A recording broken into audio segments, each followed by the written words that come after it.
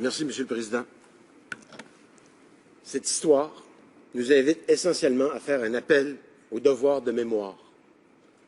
Cette mémoire qui est essentielle pour connaître notre passé et pouvoir préparer l'avenir. C'est un élément essentiel dans la mesure où ça nous aide à défendre et à promouvoir le droit, la démocratie et la justice.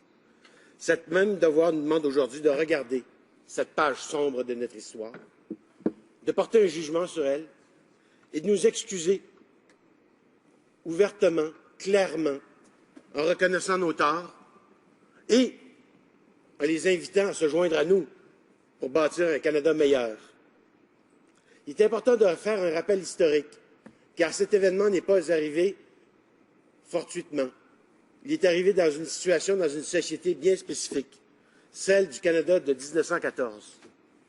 En 1914, le Canada et l'Inde étaient tous les deux des colonies britanniques. Nous étions tous les deux des citoyens britanniques. Tout le monde avait la même citoyenneté. Et cette communauté, à l'époque, comptait à peine 4 700 personnes, à peine 1% de la communauté. Une communauté faible. Elle avait commencé en 1897 avec l'arrivée de soldats indiens qui avaient décidé de rester au Canada et de s'implanter. Une très petite communauté, organisée, mais très petite. Mais déjà, à l'époque, il y avait un lourd sentiment de xénophobie anti-asiatique au Canada. Elle ne touchait pas seulement la communauté indienne, elle a coûté très cher à la communauté japonaise, à la communauté chinoise. Mais il y avait un sentiment important de xénophobie vis-à-vis des gens qui, rappelons-le, avaient la même citoyenneté que nous. Ils étaient citoyens britanniques. Et cette xénophobie-là n'était pas nouvelle. En 1907, le Conseil des métiers du travail de Vancouver fonda une ligue pour l'exclusion asiatique. Il prenait des mesures de lobbying pour endiguer ce qu'ils appelaient l'immigration asiatique, le péril jaune. Ce même conseil est même responsable d'une émeute raciale, le 7 septembre 1907. Il y a des gens qui ont vu leur commerce, leurs avoirs être saccagés, et il y a eu plusieurs personnes blessées. Essentiellement, ce genre d'action-là, ça s'appelle un pogrom. Le Canada, le 7 septembre 1907, a connu un pogrom. Le gouvernement Laurier, à l'époque, a envoyé une commission d'enquête. Elle fut dirigée par son sous-ministre au Travail, William Yod Mackenzie King, notre futur premier ministre.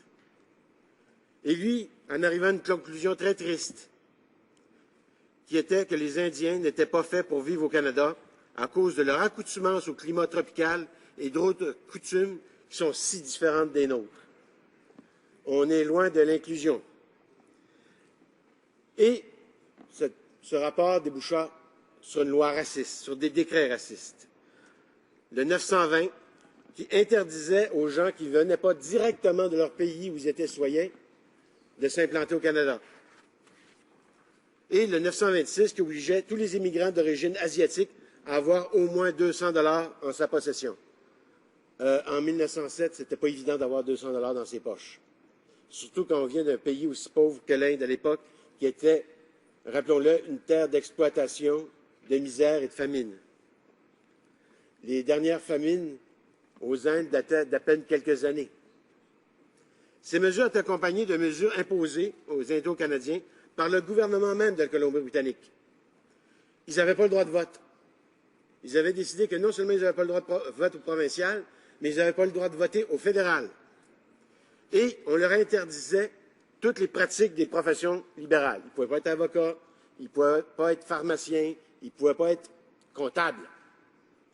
Cette volonté de n'avoir aucun membre de la communauté indienne a même conduit en 1908 le gouvernement canadien à inviter les membres de la communauté indo-canadienne à quitter le Canada pour s'en aller au Honduras britannique. Les gens savaient fort bien que les conditions de vie au Honduras britannique n'étaient pas particulièrement sympathiques. Ils déclinèrent l'offre, à juste titre. En 1913, il y a eu quand même certaines tentatives amoindrir cette loi.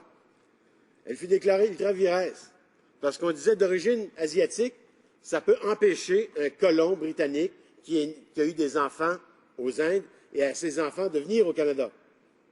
Eh bien, on corrigea immédiatement le tir. On remplaça origine asiatique par race asiatique. C'était la première fois au Canada où on basait une exclusion sur la race. C'est dans ce contexte que le 23 mai 1914, le Taumagatamaru est arrivé au port de Vancouver.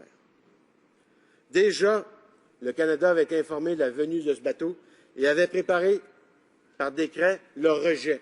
Avant même que les gens arrivent, avant même qu'ils arrivent à la porte, on avait décidé, en 1914, à la veille de la Première Guerre mondiale, où tous les hommes allaient être mobilisés, qu'en raison d'une surpopulation de la main-d'œuvre, les ouvriers et les travailleurs, les artisans, seraient interdits de débarquer.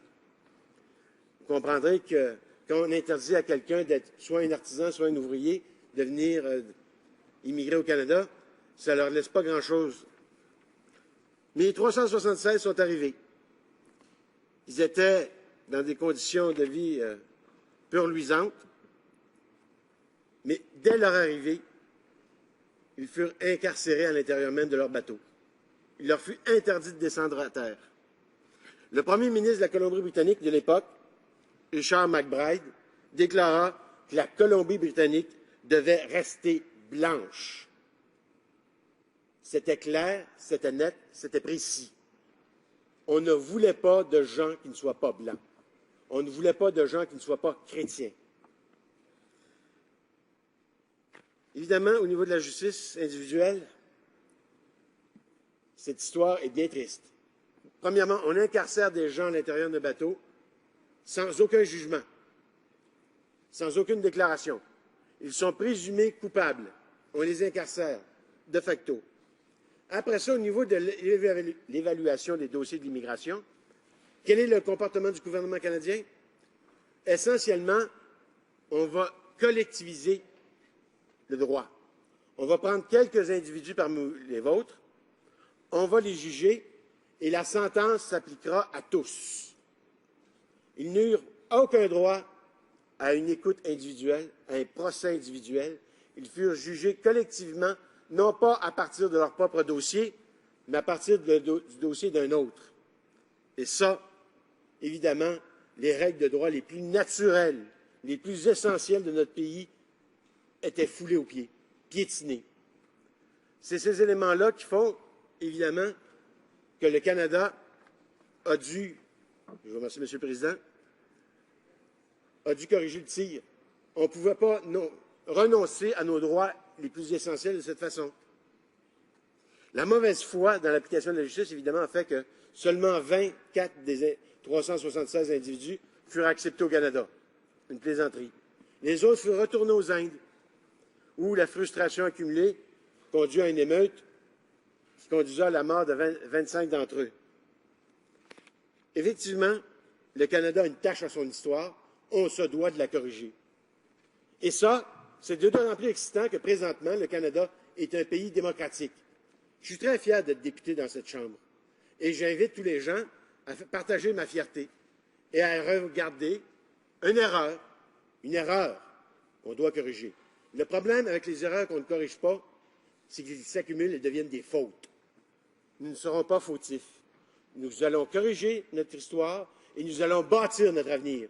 Bâtir un avenir en tenant compte de nos faiblesses passées et ce devoir de mémoire qui nous oblige de respecter les gens que nous n'avons pas respectés dans le passé. Merci, M. le Président.